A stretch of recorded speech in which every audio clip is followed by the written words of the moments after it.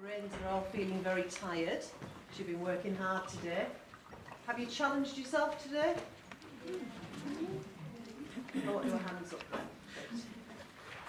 I'm shame people haven't challenged themselves today. You've still got a chance because in the debate you're able to ask a lot of questions in lots of different ways, and that's all up on the side there for you to see, and then we'll change that up to being the text for all you'll be able to see, which one you'll be able to see comments as they're coming in. Before we start the conference debate, Ali Marie will be, who's our HE Learning Advisor, will be introducing the panel to you very shortly. She'll be chairing this debate this afternoon. I just want to go through some questions with you. In your hands you've got some voting systems. If you've not used these before, you should have a little card to show you how, but I've opened up for the first question now, and you've got a few seconds to put your answer in. If you want to change your mind, you can do. The last thing that you press will be the one that gets saved. So if you'd like to answer that question first. Are we preparing learners for the skills and knowledge they will require for their future? And we've got 32, it's a yes, next one, 26 maybe, and then some no's, and some I need to know more. Second question, do you think we need to change how we deliver learning opportunities in the future? A couple more people. Okay. Oh, wow. A lot of change going to happen. 63 yeses, 8 maybes, 1 no, and 2 need to know more. I'm saying that for our panel, everyone else can see it up on here. Have you changed your ideas about the future as a result of the conference? It's interesting, but it seems to have a fairly even split. Quite a lot of no's, 27, but there's also quite a lot of yeses, 21, and 18 maybes. Those maybes in there. Okay, over to you, Ali Marie. Thanks, Marion. So this year's debate title, we've taken inspiration from Sir Ken Robinson, who's been expounding the idea that, questioning really whether we're preparing our learners for the skills and knowledge that they'll need in the future, and that's really something we've been discussing today. So we wanted to have this debate around, are we preparing learners for the future, or are we in fact basing our models of teaching and learning on an outdated mode that's perhaps for a bygone era? So without further ado, I'll introduce our panellists. It's my great pleasure to first introduce John Dabrow, OBE. John is head teacher at the new Rush Hall Group, a Redbridge local authority resource that works with children experiencing behavioural, emotional and social difficulties. John was awarded an OBE for his services to special education and also received an honorary doctorate of education from the University of East London. He's recently been inducted as a National Leader in Education and has been granted Apple Distinguished Educator status in recognition of his work in digital creativity and its therapeutic use with disaffected and disturbed students. Most recently, John was selected to be the head teacher in Jamie Oliver's Dream School for the recent Channel 4 series. We're really pleased to have you here, John, today. Could you perhaps give us your stance on the debate question? What was the question? Okay, I think all my comments have come from the sector I work in, so you appreciate I work with youngsters who are up to 16, and I guess some of you in further education would say, well, how well have we prepared them for the learning journey they'll do post 16 or post 18? And the primary head teacher part of me says, how well has the primary school supported children in relation to their secondary? And then I guess as an infant teacher, I'll be saying, how well families prepared children for the learning? And I guess that's part of the tension that we have in our communities. Because in some ways, I think we equip children really well around the learning experience, and bearing in mind that learning should be a lifelong experience. But we can't lose sight of the fact that the education systems that we currently have in our country are still very much about social control and the social construction. And in the context of the youngsters I work with, it's about the social construction of disability. So many of those youngsters are doubly disadvantaged, one around their learning and their aspirations, but also about with their ability and their propensity to be able to learn, because often in many cases before they come to school they're unable to learn and take the risks that we need to provide for them to learn. And I guess that's the biggest challenge for all of us, that we need to promote environments in which it's okay for children to take risks to learn, because as someone who still tries to learn, I feel more confident about learning when I'm able to feel secure and take risks.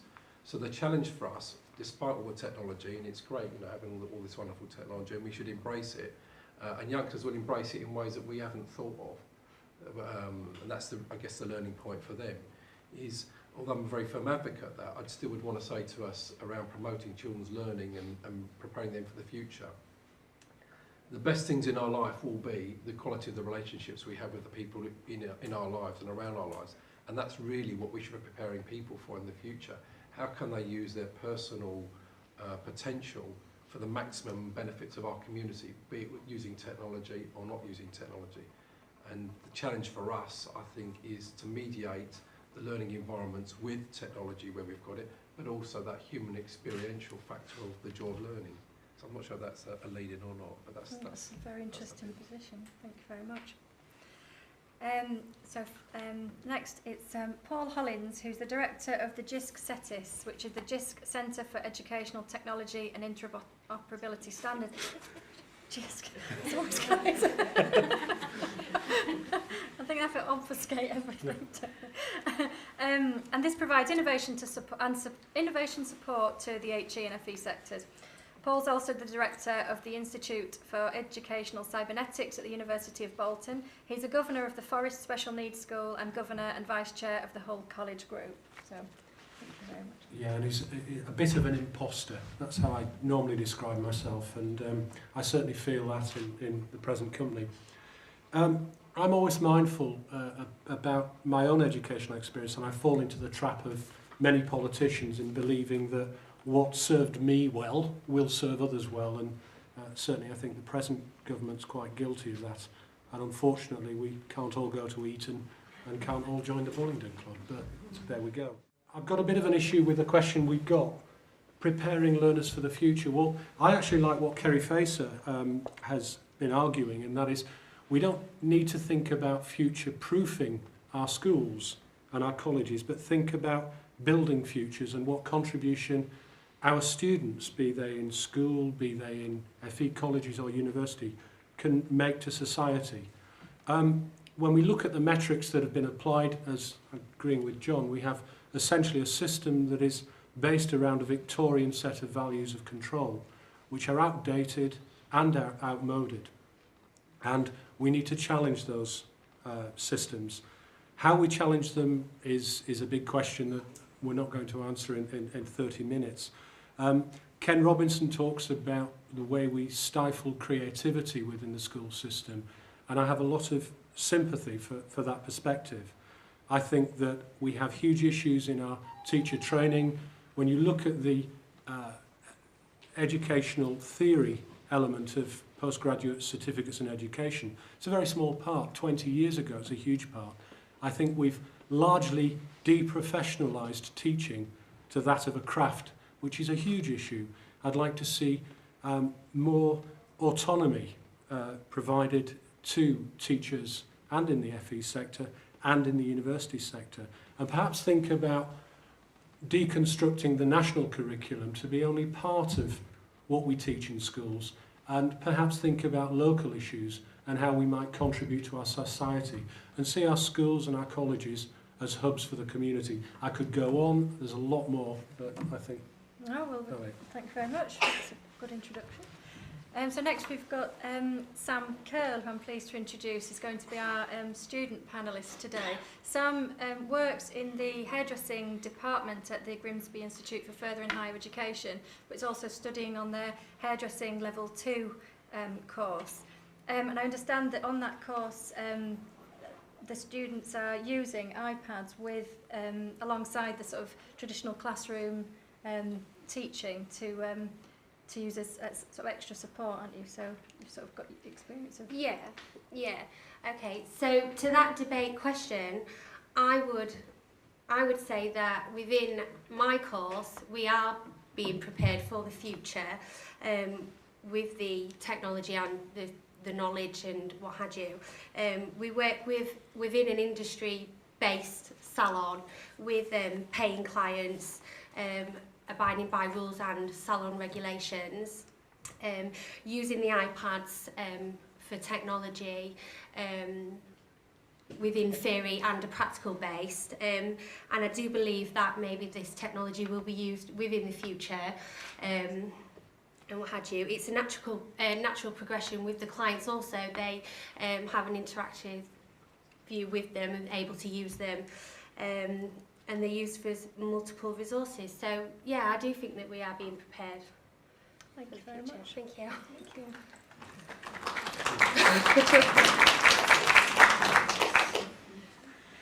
Finally, it's my pleasure to introduce Will Stewart, who is a distance learning advisor at the University of Bradford and a teacher. He teaches on the Postgraduate Certificate in Higher Education Practice and see another long acronym that I've got to read out. I just made it up. And supports academic staff in the use of technology to enhance teaching and learning.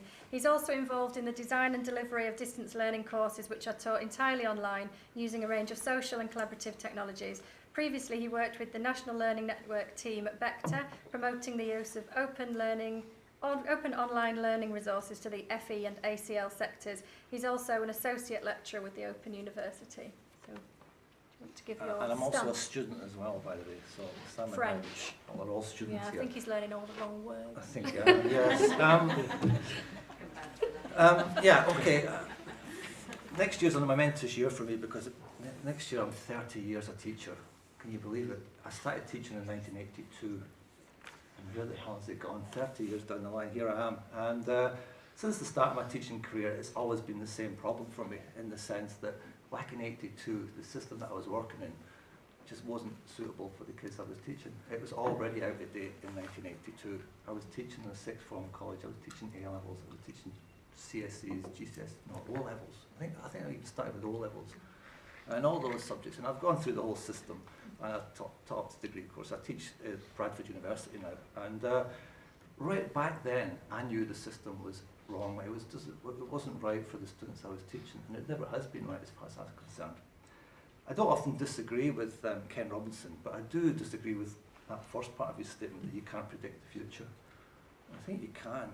Tomorrow's the future, and we know that tomorrow there'll be the exponential growth in computing power will continue to be exponentially shooting up there. So the speed of our computers will exponentially grow tomorrow. The capacity of our computers in terms of storage that can help the memory, that will continue to exponentially grow. We know that. And that's going to go on for the next 10, 15 years, probably. The other thing we can predict is the amount of new knowledge that we create will also continue to exponentially grow. And we're now at a point, as I think it was Eric Schmidt, the CEO of Google, says, that we now create more knowledge in 2 days than we created from the start of civilization to 2003. So in 2 days, we now create as much knowledge in that time. That's a fantastic sort of concept to actually get around your head. So there's all this information out there, all this knowledge out there, and every 2 days, that's where it goes. The third thing that we know is that all the challenges that Sam's generation are going to be confronted with over the next 20, 30 years are problems that are going to be solved through collaboration, through an interdisciplinary approach, through problem solving, through thinking creatively. We've got all these sort of global problems that are going to be solved in that way with Sam's generation. And we need to sort of recognise that, and we need to be preparing our students and our young people to be able to think like that. And the fourth thing, which is probably the most certain thing, is that for the 24th year in a row, GCSE results will improve. That is guaranteed, is it? For the 24th year in a row, just think about that, 24 years in a row, GCSE results have improved. That's a given. So, and August, whenever they come out, 24 years of continual improvement with GCSEs. All thanks to you guys, all of you teachers. It's unbelievable. So my problem is that I do not think we are preparing our students for the future. I think our school system and our university systems are, well, if we take the school system, I think our school system is a place where we funnel kids through an exam system. which is about control, as we've said earlier on. It's about, not just about control over young people, it's about control of the teachers.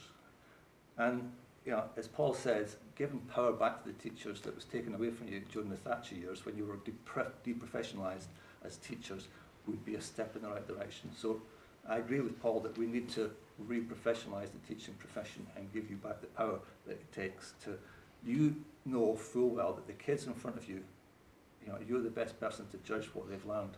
You're the best person to determine what they should be learning. So the whole system needs to change. And I think we need to be focusing on equipping our young people with the capabilities, not so much what happens at the end of their career at school, but what are the capabilities to cope in the world that they're going to go into after they leave school. So really that's where I think we should be going, and I don't think our system does that. Thank you very much. Thank you, Will. Thank you to all our panellists. Should we open it up to see what you think now, what your thoughts are? Louise, have we got anything on Twitter? Is there a question that's come in? Is there a closer relationship between tutors and learners if using the same technology? If using the same technology? Yeah. As each other, is that one that's coming from the room? Do you want to elaborate on that, or is it? It's from me. Do you want I'm just thinking that in this age of like social media and the acceptance that kids have when they're growing up with these technologies, if our tutors are using those same technologies, does that create a close relationship between learning and the student? Really? John, you're about relationships, aren't you? Doesn't it? It's really interesting. One of the interesting things in Dream School, where we did was use some social communication tools, and the interesting thing was the youngsters often used to come to me and say, "Dabs, I'd rather talk to you than be texting you or using the MLE to do some work." And I still go back to my first premise, and I think about equipping children for the future. The best way I think we can equip children to manage the future is to make them feel good about themselves and use the tools that are available around. So when I was at school, guess what? Calculators came in, and that was a great tool to use. It didn't make me any better or any worse at maths. In fact, it probably made me better at arithmetic. But I think we need to still go back to the basics and say, if as a promoter of learning or a promoter of learning environments, I've got a good relationship with the students I'm working with, then the technology, using the technology can only enhance that relationship, but it shouldn't replace it. And think of the Arthur Clarke line. Any teacher that can be replaced by a computer should be. I still think it's as true now as when he said it. Yeah, I couldn't agree more with John. I think he makes some very valid points. Just from personal experience, and don't like sort of repeating anecdotes, but I will. My daughter has special needs and was attending a mainstream school. And at age 11, I was summoned to the parents' evening. The parent, quote unquote, didn't know who I was and sat me there with various results and SATs and how my daughter wasn't achieving in school. And I sat there sort of blank faced and asked the question, could you tell me about my daughter? Who is she? How can you teach my daughter if you don't know her? And it is about the relationship. The technology is important, but it's incidental. I think it's the relationship between the tutor, and that can be mediated by technology or can be just as simple as you say, as a face-to-face and a talking and be very, very close. But it's understanding your pupils, understanding their needs. And we talk a lot about personalisation, we give it a lot of lip service, but it is about personalisation in the true sense of the word. That's a really interesting point. Thank you. Shall we move on? Does anyone have another question or want to reflect on anything that's been said just then? Question? We've got one more from Twitter then, perhaps. Can changes to the outdated Victorian system ever happen while there is a qualification called an A-level? Yeah, this is a question I keep coming back to. Oh, God. As I said, A-levels were out of date in 1982 when I started teaching, and you can't believe that they still exist. And, when I started teaching, I was teaching what the elite 10% of the population of 16 to 18-year-olds who did A-levels back in 1982. You know, most of the kids were either doing or O-levels or resitting O-levels, or half of them were out in jobs. They left school at 16 and they got jobs. That's the difference between then and now. Yeah, A-levels are just, you know, they're just a relic again from a bygone era, and GCSEs and that as well. If one of the things I did for research and for this conference was to go and look at last year's GCSE results. Have you done that? They are so depressing, you wouldn't believe it. Yeah, I'll just give you an example here. Just let me see it. And this is not A-level, but it's along the same lines. I couldn't face looking at the A-level. Right, if you look at GCSE maths, 753,000 kids sat it last year. How many passed it? What percentage passed it? What do we mean by passed? I mean by pass, we say that you have to get 5 A to C's. So I say a C, below a C is a fail. Because we tell kids that it has to be A to C. And you know, if you're going to D, you've not passed. As far as we say A to C. So I'm saying everything less than a C. Is a fail. Yeah. 78%. No. 99%. No. What was out of our misery, Will? Approximately 59% passed. Now, if you put those into numbers, real numbers, right? Yeah, if you put those into real numbers, so 753,000 got A to C, A star to C. 314,000 got less than a C. 314,000. It's a lot of kids who we fail. If you do, and if you go down the list, it's depressing. English is the same. 261,000 kids got less than a C. The system's not working. You can do it in maths, science, business studies. The failure rate is huge, absolutely huge. It's criminal. And you know, the system's not working. It's the same at A-level. It's just not.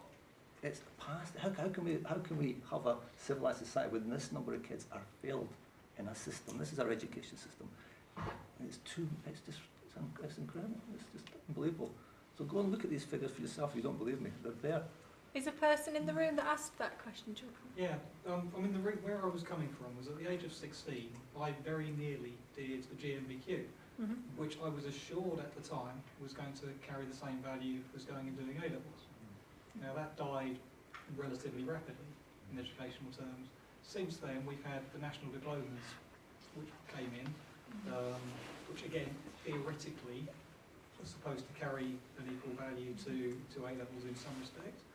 I think most people would agree that if you've got a student who theoretically has the same number of UCAS points through A-levels as opposed to a national diploma when they go to a university, if we're talking about the top universities, they're going to look at the student with the A-levels because it's perceived to be a better qualification. In the last few years, we've had the diploma qualifications come in. They now seem to be on their way out again. And I just can't help it. We're constantly being told by business that the people they get out of university are not ready for the world of business and that they take 2 years to retrain them. And I can't help getting away from the fact that while sort of our top institutions of learning theoretically are looking for students with A-levels, then it's just not going to change. And I'm not convinced, given the way that we get students through the A-level process, because of the way that we're funded, that actually people are coming out of anything with meaningful qualifications. Yeah. It's interesting. Just before you said that, I was going to challenge Bill, but equally, I think you've both got a point. The point is we're not all the same, and this is where I think Ken Robertson and people like him do have a point. We must and we need very able academic people in our society. We need that. You know, something you were saying earlier on. How is it when one of the most advanced education systems in the West that we only produce 20,000 engineers a year and we need 30,000, so we have to import them? I don't mean that in a rude way, but the fact is we're not developing the people we need, whether it's the most able or not supporting some of the people who've got different skill sets.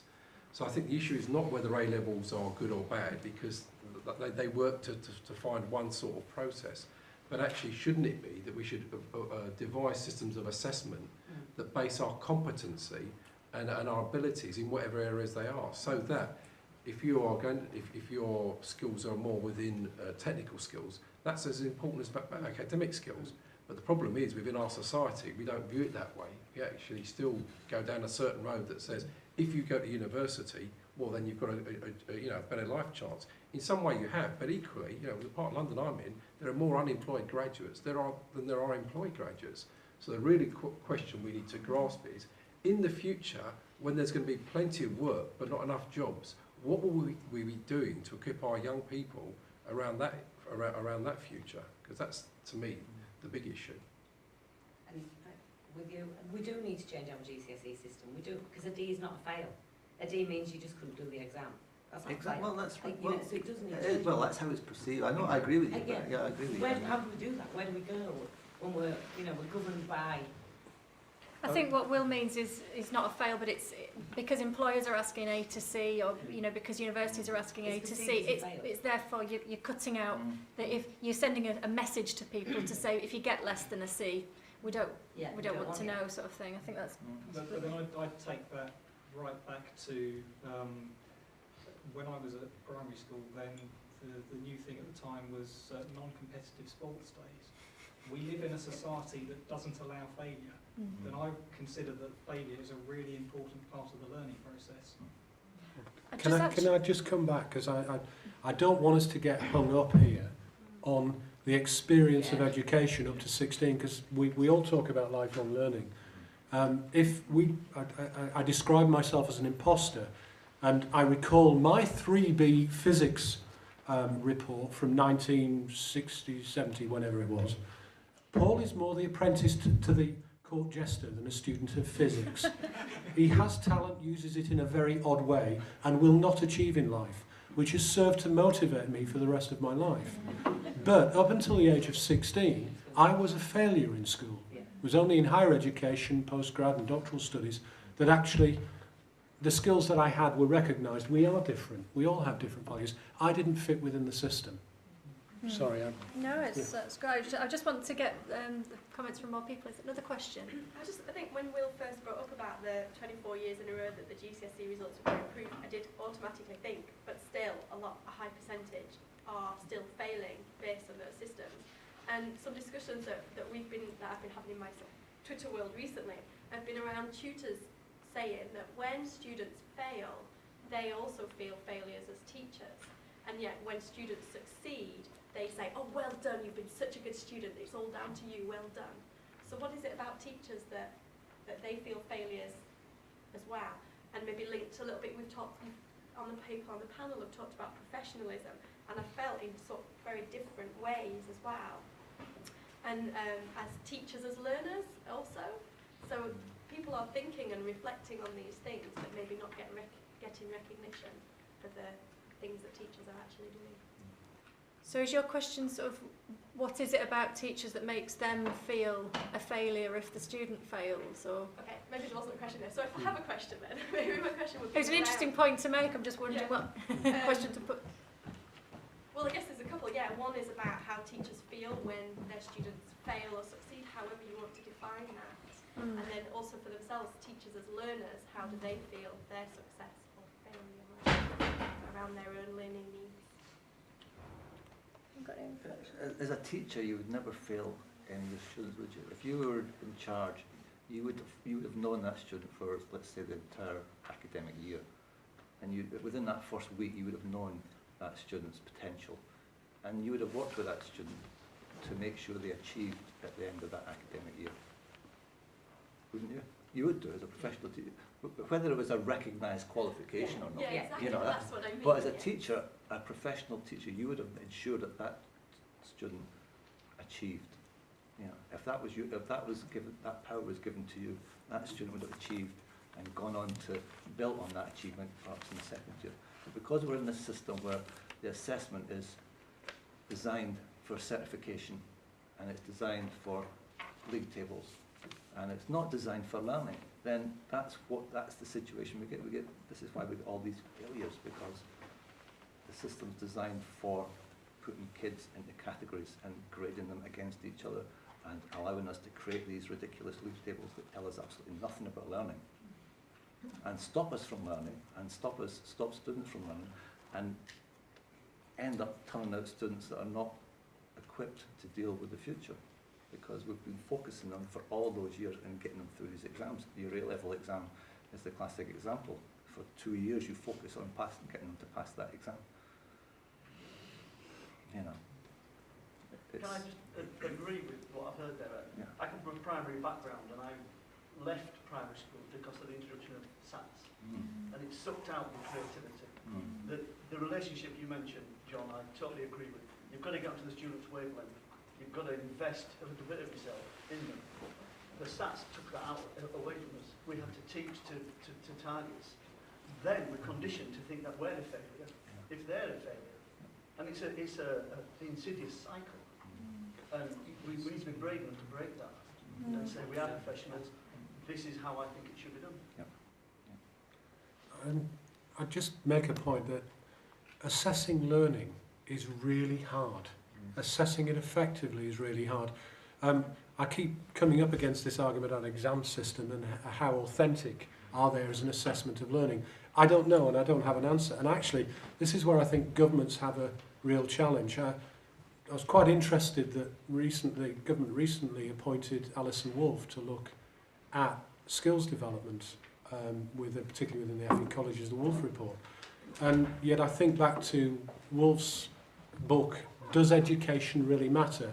When she makes a really strong argument, and I guess this is the challenge that governments have got, that despite year-on-year increased investment in education, there is no evidence that this is reflected in GDP, national GDP in the Western world. There is no evidence whatsoever. Now, whether GDP is the metric you choose, it's certainly not the one I would, but it's a really difficult challenge for governments, and they fall into the trap that, as Deming says in Quality, we tend to measure and assess what is easiest to measure and assess, and what is not necessarily right to measure and assess. I think it's a huge challenge, and I haven't got an answer for it. I don't know.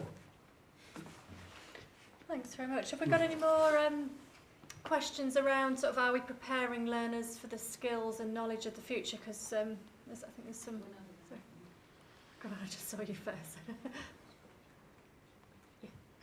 Hi, I'm Poonam from Learning Skills Improvement Service. Whilst talking about preparing learners for the future, quite clearly employers play a huge role there in terms of providing work placements as part of apprenticeships. The question to the panel is, do we think we're preparing employers sufficiently for the future? Or do we have any other employers?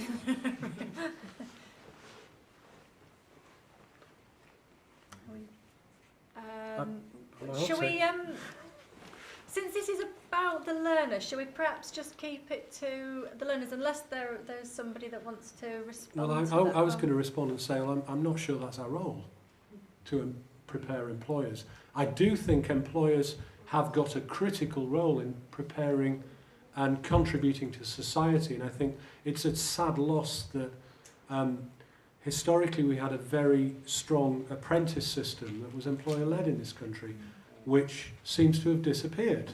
And education has had, to some extent, arguably, to pick up the tab for that. And that's difficult. If we had a strong employer focus on apprenticeships, on developing skills. My father was a bonded apprentice for 6 years. It was a great grounding for him. He's strong vocationally, academia wasn't the route. But those routes aren't there anymore. And I suppose our learners are our future employers as well, aren't they? They will be the employers of the future. I was just going to mention that some of our providers, our work-based learning providers, are employers. And to that end, they're working closely with the sectors, with the employers within their particular sectors, and working very effectively with them to get people into employment and responding to employers' needs. Because they're training organisations, but they're also employers who have good relationships with the employers that are in their particular sector. So there is a degree that employers... It's nice to hear a positive note from Can I ask a question of the panel? Communications is such an integral part of learning, and that relationship we talked about earlier between the tutor and the teacher and the learner. With technology impacting so heavily on communications, what different, are we really preparing learners in that context? Learners themselves are using technology in terms of Facebook and other things. Are we using that enough within learning to help that move on so they're prepared? Well, Sam, you mentioned that you were using technology in your... Yeah, I think that we use quite a lot of technology based within, obviously I do hairdressing qualification at the moment. So within that, I mean, we're using, like I said earlier, the iPads as an interactive learning for theory as well as practical. So it is a good in you know, it is good in that way. Although it is a manual based career as well. So you get your interaction with the client, as you know. So is it being used enough or too much? I think it's used enough. You know, I don't think we use it too much at all. I think it's used enough, and it's a fair. Yeah, I don't know if people have gone to the stand. It looked like lots of people were coming to your stand today. Sam was on the Grimsby stand where they had the I was going to say mannequin heads, I'm not sure what they're called. And with the iPads there as well, giving a demonstration of sort of how the iPads are being used in the classroom as well. And I was discussing that with Sam, that it's good to have the iPad as a sort of a teaching aid to go away with and practice at home, but you also need to learn the manual dexterity, don't you? So you couldn't sort of do a fully online, like the sort of course you're talking about, without having some real heavy employer engagement, because you do need, you couldn't go... The creativity of your hands and what have you as well. So you're feeling like, is that answering your question? No, it's really interesting, but no. Can I it's about the communication. Can I make a point? I'm concerned about learners and choose communicate on different levels in different ways and parallel universes. I recently took a set of iPads into our early years provision and left them there and didn't do anything. And within 10 minutes, these youngsters were using them and they were communicating with each other. As 7-year-olds, 6 and 7-year-olds, okay, they have some social and emotional behaviour difficulties, and you might say, well, that's interesting. They can communicate using the technology, but they can't communicate with each other, across the table. So actually, I think we are getting it right around, because I think these tools, the youngsters use them anyway, from the school-based, and I just think intuitively children know how to use technology. I'm not going to ask how many people use Facebook here, but where's the Facebook manual? There isn't one, and yet everyone knows how to use Facebook. So actually, I'm very positive around how young people embrace the use of technology, and I think it's great they invent their own languages and their own symbols and their own QuickTime codes to do things that actually in some ways lock us out, because that's their joy of learning for themselves, and we as adults have to be big enough to say, let them do that, because guess what, we had our day but we didn't use technology, we used other things. So I think we are personally. Can I just take one more question, because we've got just a couple more minutes. So which one? Yeah, Ronan, just one more question then. My question is really to John, but it's open to the rest of the panel. And what I'm interested in is what effect or what impact the whole Dream School experience might have had on policymakers, and was that the intention? Because I think that to answer the question that we're looking at today, we need to go back to policy making, and that was a very high-profile example of how different students have different ways of learning, and national TV. I'm just wondering if there was an impact. I don't know. It's interesting. I get invited to places like this, so it must be. And I've got a session at the Select Committee next week, and one of the things I want to be saying there is we need to recognise that not all children learn the same way, and that we don't all have the same skill sets and the same mindsets. I don't know. I think it's a nettle really that people don't want to grasp. And I'm going back to, I don't want to get too much into the politics of it, but education is still about social control, and actually we need to have a certain, and I don't like using the word, but it's true, we need to have a certain amount of people who don't exceed within an education system, so that we can maintain the order system and the caste system that we have in this country. And I dare say, many of the Western education systems. I think it was a lost opportunity purely as a television spectacle, because, and I'm happy to say it because I couldn't say it previously because I was constrained by an embargo, but I was mugged. And I think in some ways, so were some of the teachers and so were some of the students.